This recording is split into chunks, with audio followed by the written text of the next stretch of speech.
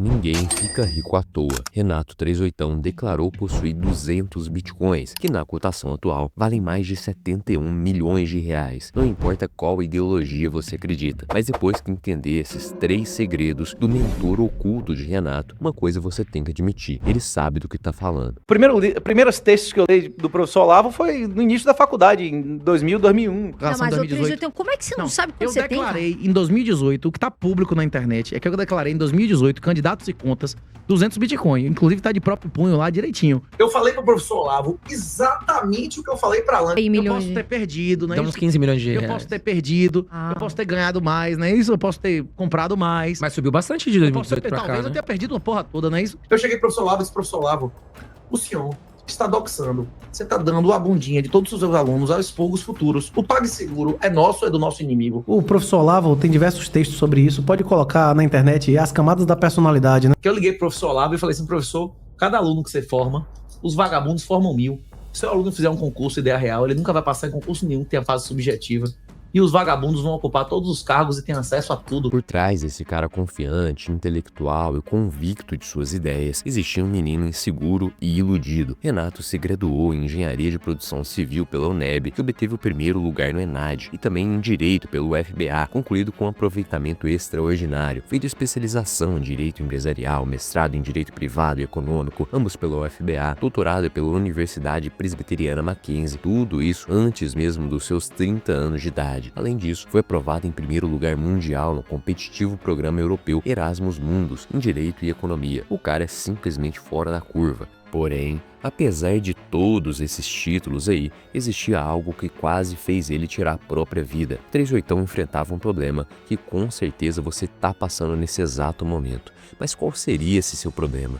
Renato tinha tudo o que precisava para ter uma carreira exemplar, para ter dinheiro, para ter contratos milionários, para ter cargos executivos, se tornar um empresário talvez. Ele literalmente poderia ser bem-sucedido na área que ele quisesse.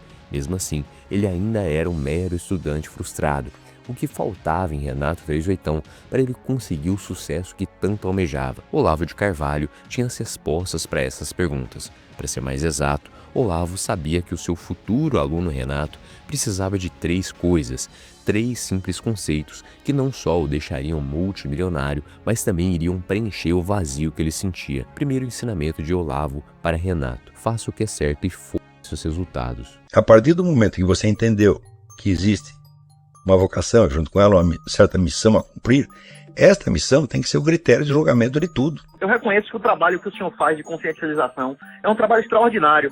A questão é que esperar que se forme uma elite é uma questão complicada, porque o futuro do Brasil é de degradação para os acessos. Aquilo que favorece a missão é bom e o que desfavorece é ruim.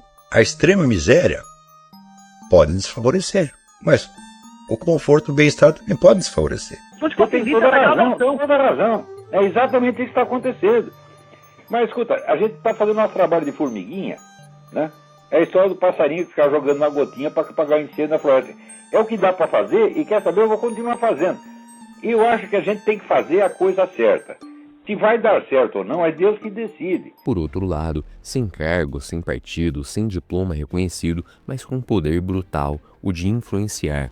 Olavo de Carvalho foi uma das pessoas que mais incomodou o sistema, e esse sistema era o maior problema na vida de Renato. Depois de passar quase uma vida inteira estudando e se dedicando à vida acadêmica, Renato chegou à conclusão de que tudo aquilo era uma completa ilusão, de que não importava o quanto ele estudasse, o que ele fizesse, ele nunca alcançaria a verdadeira liberdade. E a grande maioria das pessoas nunca seriam evangelizadas, elas continuariam na corrida dos ratos. E acredite se quiser, essa crise existencial quase fez o Renato 38 se auto-churrascar, tirar sua própria vida. Aí, antes do Bitcoin, você já pensava desse jeito, já? Pensava em...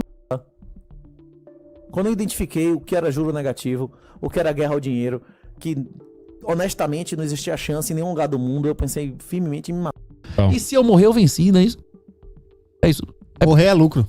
Mas pra você chegar nisso, você tem que reduzir a dor física e mental, né? Certo. A minha dor física era grande parte provocada pela minha dor mental. Ansiedade, medo, não é isso? A agonia de saber que existia juro negativo, que a gente vivia num sistema totalitário, que eles iam acabar com o dinheiro físico. Chegou a pensar em se churrascar nessa época? Pensei muito em me churrascar.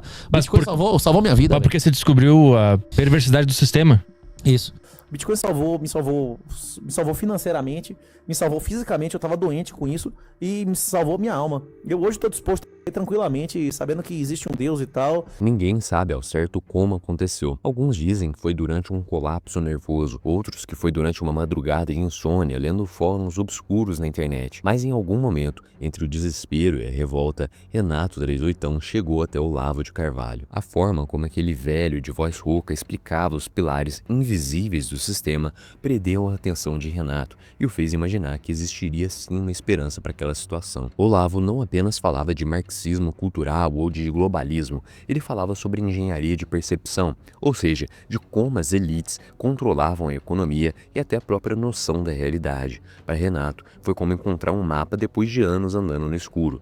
Mesmo assim, entender que a sua missão é na verdade um trabalho de formiguinha, em que você não deve focar em resultados imediatos, e sim em simplesmente fazer o que é certo, não é o suficiente para uma pessoa que realmente cogitou tirar a própria vida depois de perceber como o sistema funciona. E é aí que entra o segundo ensinamento do seu mentor oculto, Olavo de Carvalho. Segundo, juro negativo e Bitcoin. Olavo de Carvalho nasceu em 1947 em Campinas e teve uma infância marcada por problemas de saúde e isolamento, o que o levou a se interessar precocemente por livros e por filosofia. Ainda jovem, começou a se envolver com esoterismo e astrologia, chegando a atuar como astrólogo profissional. Nos anos 80, afastou-se dessas práticas e mergulhou no estudo de filosofia, se declarando discípulo de Aristóteles e de outros filósofos.